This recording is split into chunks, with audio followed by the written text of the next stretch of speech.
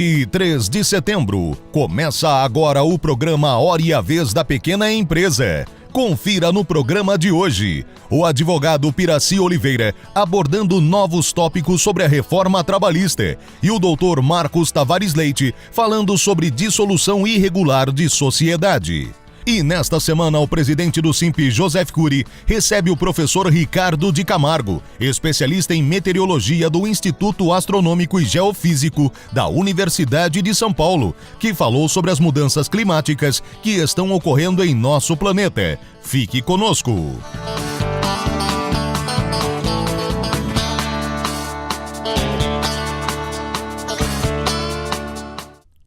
O programa Hora e a Vez da Pequena Empresa deseja a toda a comunidade judaica um feliz e próspero ano novo. Olá! No programa de hoje falaremos sobre a estrutura global da reforma trabalhista. Para que fique bastante claro, estamos a menos de 2 meses do seu início de vigência. 14 de novembro de 2017, passamos então a ter uma nova CLT. Eu chamo de nova CLT, tamanha a profundidade das alterações que passarão a existir a contar dessa data.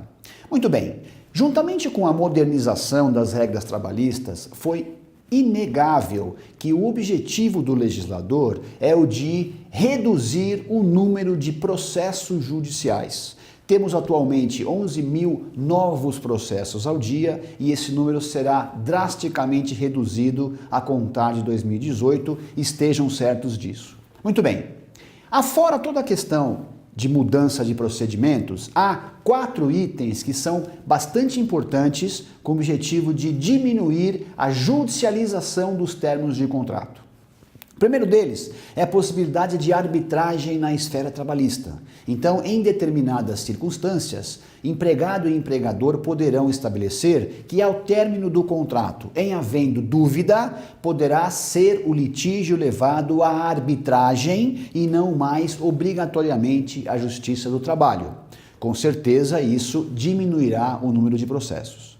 Outro ponto bastante relevante é o chamado termo de quitação anual. Anualmente, como o próprio nome diz, empregado e empregador poderão se dirigir ao sindicato e proceder a uma mesa redonda, estabelecendo dúvidas, questionamentos e passivos que possam existir na relação de trabalho.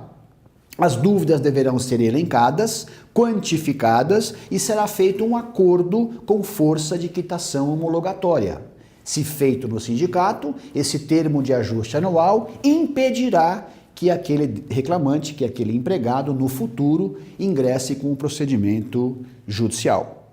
Da mesma forma, passará a existir o chamado acordo extrajudicial. O empregado que se sentir atingido no decorrer do trabalho ou no término do seu contrato, poderá, juntamente com o seu advogado, requerer uma espécie de uma audiência administrativa no âmbito da empresa ou mesmo de outra situação qualquer, e empregado e seu advogado, com a empresa com o seu advogado, poderão estabelecer um termo extrajudicial de acordo, dando quitação liberatória do vínculo de emprego. Estabelece-se quais verbas estão sendo pagas, qual o valor dela, e aquilo tem força liberatória desde que homologado para um juiz do trabalho, que vai então fazer a verificação quanto aos procedimentos ali descritos. Não haverá audiência e não haverá questionamento por parte do juiz, apenas a verificação dos aspectos formais desse acordo extrajudicial. Um quarto item que evitará por demais a judicialização dos processos é o término de acordo por mútuo consentimento. Nesse caso, para situações em que o empregado pede para ser demitido, o que é muito comum, e a empresa se vê numa situação de ter alguém desmotivado, mas não quer ter o custo da demissão, para essas situações poderá haver então um acordo com concessões mútuas.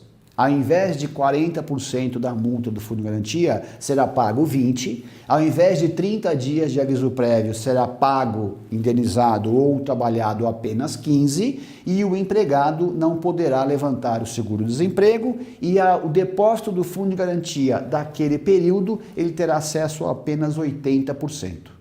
São 4 itens extremamente relevantes que seguramente diminuirão a judicialização dos processos do trabalho. A reforma é absolutamente produtiva, eficiente e sua vigência inicia-se, como dito, em 2 meses. Fique atento, porque aqui trataremos de outros temas no mesmo sentido. Até o próximo programa.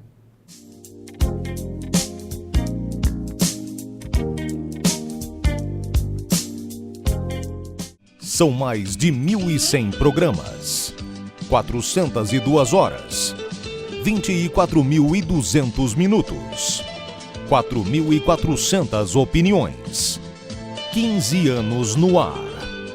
A Hora e a Vez da Pequena Empresa, um programa independente, veiculado em 2 redes nacionais, 48 emissoras comunitárias, que traz as principais informações do Brasil e do mundo, mexendo com a vida e o bolso do empresário.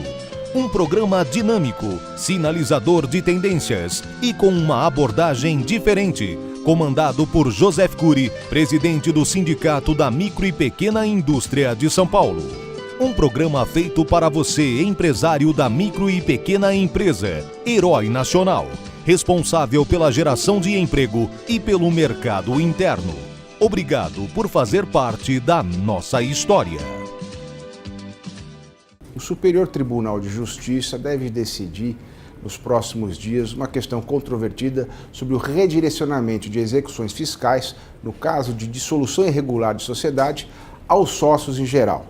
As questões são: quem responde subsidiariamente ou a quem se pode redirecionar uma execução fiscal quando a sociedade é dissolvida ou é inativada irregularmente. A tendência é que esse redirecionamento se dê apenas ao sócio administrador, ou seja, ao efetivo administrador, aquele que administrava e geria a empresa no momento em que se tornou irregular, e também em relação aos fatos julgados irregulares ou inadimplência ou ilícitos fiscais e tributários em geral.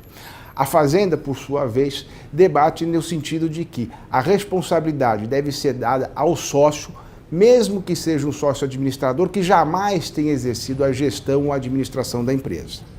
Este tema é de repercussão, é de grande relevância, pois são centenas de execuções fiscais discutindo esse tema em todo o país e também no Superior Tribunal de Justiça. Como colocamos, a tendência, o que nos parece mais regular, é que essa responsabilidade ou esse redirecionamento, quando se trata de dissolução irregular da sociedade, se dê em face daquele que efetivamente é o responsável pelo ilícito, é o responsável pela irregularidade. Essa seria uma tendência, seria o mais equilibrado, até em respeito à segurança jurídica, ao princípio da livre iniciativa e permitindo, sim, que todos estejam formais, mas que responda efetivamente por uma irregularidade ou por ilícito aquele que seja o seu causador.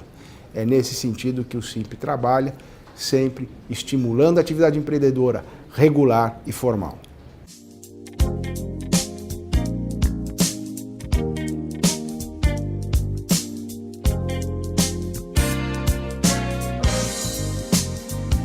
No ano de 2016, o segmento de games teve um faturamento global de 99,6 bilhões de dólares, ultrapassando o mercado de cinema e música juntos. Em relação ao Brasil, o número de empresas voltadas para o desenvolvimento de jogos aumentou em 600% nos últimos 8 anos, faturando 1,5 bilhão de dólares. Essa, você sabia?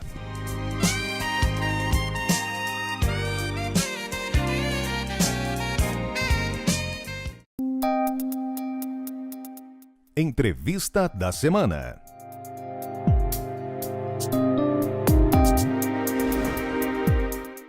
Hoje nós vamos falar com o professor, mestre e doutor em meteorologia, foi presidente do IAG, da USP, e que é um profundo conhecedor das questões meteorológicas. E nós vamos saber se Deus é brasileiro em função das catástrofes climáticas. E o nosso convidado de hoje é o professor doutor Ricardo de Camargo. É um prazer tê-lo conosco. O prazer é todo meu, Cury. Espero esclarecer bastante coisa para você e para todos os espectadores. Que bom. Bem, O momento atual, a época do ano, se fala em tufão, maremoto, terremoto, vulcão, se fala em tudo. Isto é histórico, isto é momentâneo. Qual a sua avaliação? Nos conta um pouco dessa história. Do ponto de vista da atmosfera, os meses de verão do hemisfério norte são caracterizados mesmo pela presença dos furacões. Os furacões são os nomes dados aos ciclones tropicais aqui no Atlântico. Existem também os tufões, que são os ciclones tropicais lá do Pacífico Oeste, que atingem a Ásia. Mas basicamente essa é a temporada dos ciclones tropicais no hemisfério norte.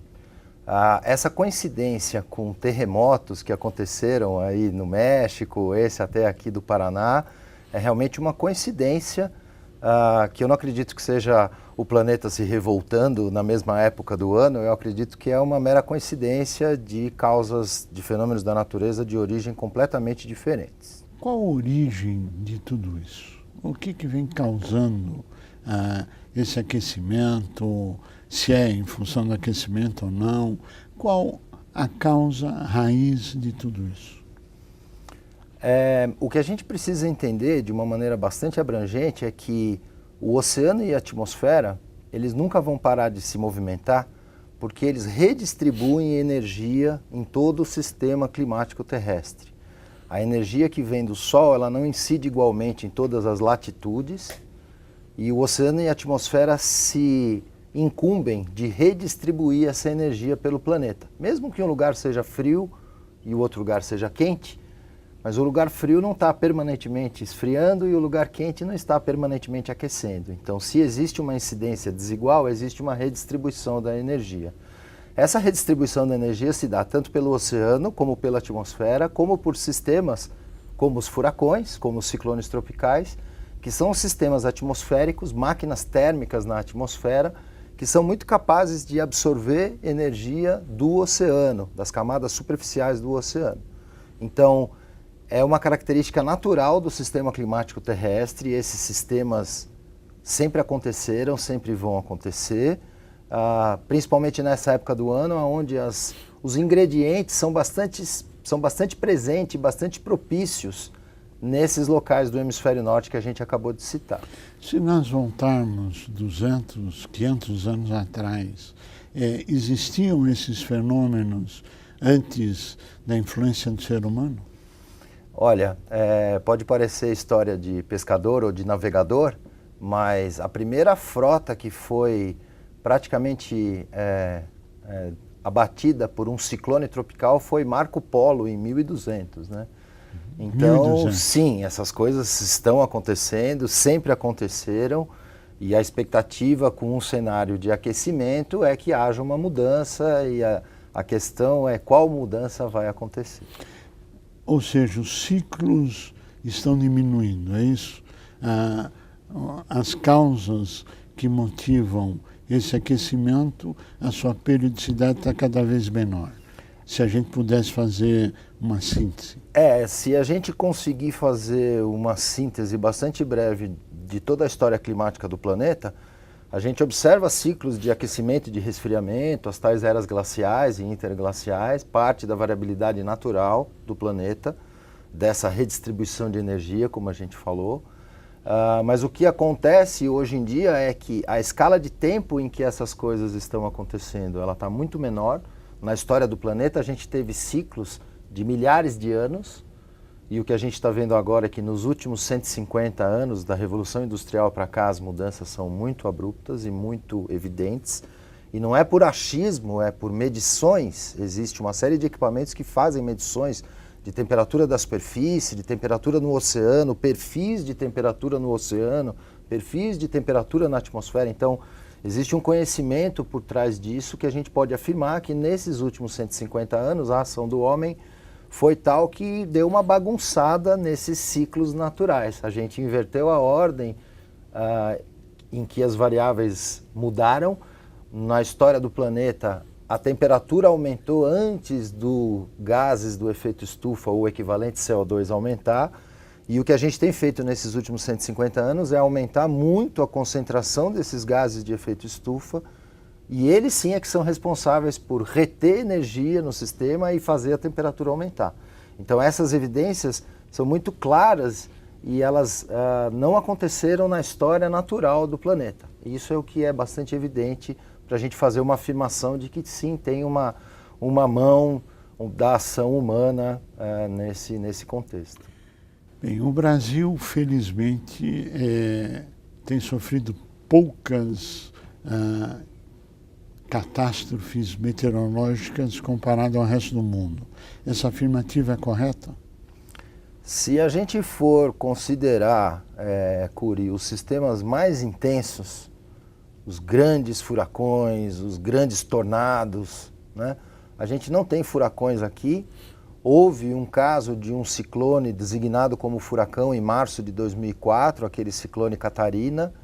Na verdade, ele não era um ciclone tropical, ele era um ciclone subtropical, não somente pela área onde ele nasceu, onde ele se formou e surgiu, mas pelas características da atmosfera que deu origem a ele. Então ele não era um cara tipicamente como os ciclones tropicais, ele também não era aquele ciclone de latitudes médias ou baixas migratórias que a gente aprende lá na geografia do colegial. Ele é um sistema híbrido. Então aqui no Brasil a gente tem mais condições de acontecer esses sistemas híbridos do que esses grandes ciclones tropicais. De qualquer maneira, a chuva associada a eles pode ser muito intensa e a gente tem diversos problemas de moradias em locais inadequados, em encostas de morro e infelizmente isso gera perdas humanas por deslizamento de terra. Então por mais que a gente não tenha furacão de intensidade grande, a gente tem sistemas de precipitação que por conta, né, da instalação da população acabam gerando problemas.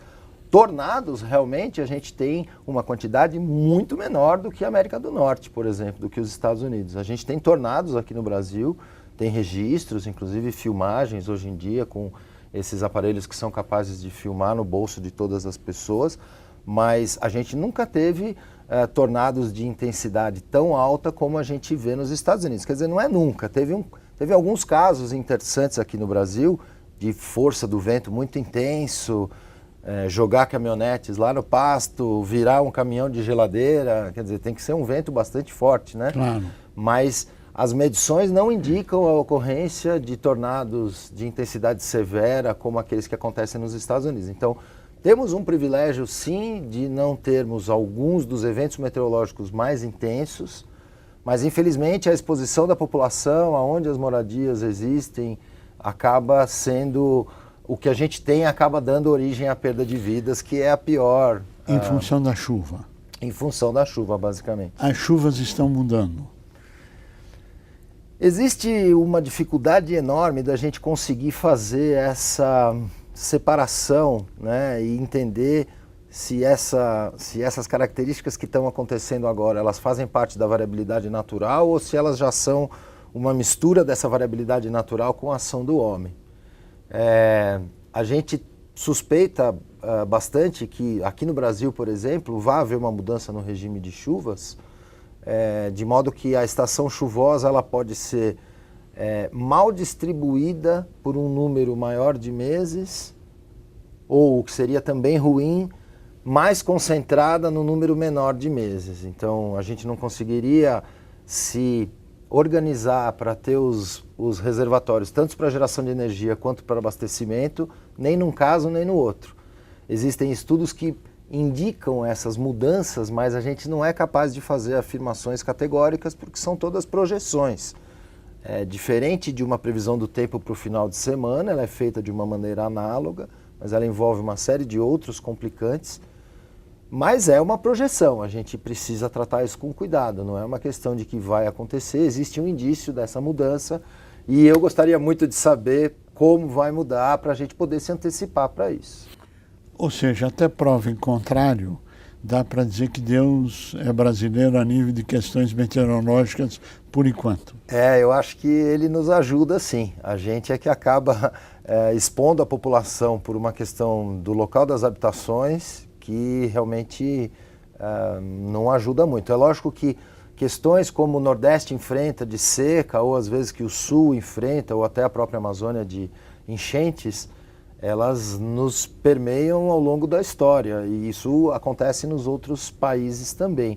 E esse entendimento dessa mudança de regime é que é a pérola do assunto, aí a cereja do bolo. E até hoje não existe nenhum estudo científico que possa comprovar que a mudança das chuvas, se ela é histórica ou se é interferência do homem. Se você for pensar, Curi, na quantidade de anos que a gente tem de medidas, a gente conhece muito pouco da variabilidade natural. Para você ter uma ideia, para a gente ter uma ideia, para a gente ter estimativas da chuva em eras passadas, 120 mil anos atrás, se apela até para estalagmite e estalactites em cavernas, que são geradas pela infiltração da água da chuva. Então, pela taxa de crescimento dessas estruturas, você pode fazer inferências de que há 10 mil, 20 mil, 50 mil anos atrás tinha uma distribuição de chuva diferente. Então, existe uma série de maneiras de você, indiretas, né? De você olhar para estalagmite, mas você está querendo enxergar a chuva que infiltrou naquela região onde aquela caverna está. Se você for pensar em medição mesmo, aqui no Brasil as medições começaram no começo do século XX, então a gente estaria falando de 100 anos, né? Então são poucas as séries que têm uma história tão longa e contínua. Então a gente sabe pouco, a gente está procurando entender mais de maneiras indiretas, até com essas estruturas de cavernas ou estruturas de anéis de árvores, aquela dendrocronologia das árvores, dos anéis de crescimento das árvores. Isso mostra em momentos anteriores, séculos atrás ou milênios atrás, como que era a distribuição de chuva. Terremoto, onde o Brasil está colocado em cima das placas que estão. A probabilidade de terremotos devastadores é pequena, é grande, é média, é coincidência, o Oceano Atlântico. O que é isso? Do ponto de vista de terremotos, como a gente ouve falar no México ou no Chile, Deus é brasileiro também, porque a gente não tem uma ação direta de algum movimento de placas tectônicas dessas que desse origem a um grande terremoto aqui no Brasil. Existe uma placa em direção ao continente antártico, que se chama Nova Escócia, que sim, essa placa é uma possível geradora de maremotos naquela região do Atlântico Sul, que caso aconteça teria perturbações de ondas, né, de maremotos que atingiriam aqui a costa do Sudeste. Mas eu sei dizer pouco sobre registros de abalos sísmicos naquela região, históricos que tenham sido medidos e que a gente possa usar como alguma inferência para essa possibilidade aqui na nossa costa. Ricardo Camargo, nós queremos agradecer muito a todo o conhecimento acumulado transmitido, tranquilizar a população brasileira que temos pouca probabilidade de terremotos e, copiando a sua afirmativa, que em questões meteorológicas Deus é brasileiro mesmo. A você que esteve conosco, nosso mais profundo agradecimento, com a certeza que estaremos juntos na semana que vem. Até lá!